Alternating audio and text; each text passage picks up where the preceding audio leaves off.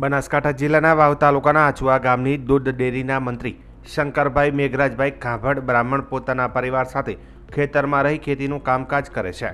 ગત બુધવારની રાતે પરિવાર સાથે જમી પરવરીને બાજુમાં આવેલ ઢાળમાં તેઓ સૂઈ ગયા હતા અને તેમની પત્ની અને પુત્રી બાજુના રૂમમાં સૂઈ ગયા હતા। ત્યારે અંધારાનો લાભ લઈ કોઈક અજાણ્યો ઈસમ ઘરના ઓરડાનું તાળું તોડી અંદર પ્રવેશ કરી ઓરડામાં પડેલ તિજોરીની ચાવી શોધી તિજોરી ખોલી તિજોરીમાં પડેલ સોના ચાંદીના દાગીના જેમાં સોનાના આશરે 11 તોલા જેની કિંમત રૂપિયા 3.85 લાખ તથા ચાંદીના 2 કિલો 600 ગ્રામ જેની કિંમત રૂપિયા 65,000 તેમજ 1 લાખ રોકડ મળી 5,50,000ના મુદ્દામાલની કોઈક અજાણ્યો ઈસમ ચોરી કરી પલાયન થઈ ગયો હતો। પરિવાર સવારે વહેલા ઉઠ્યો અને જોયું તો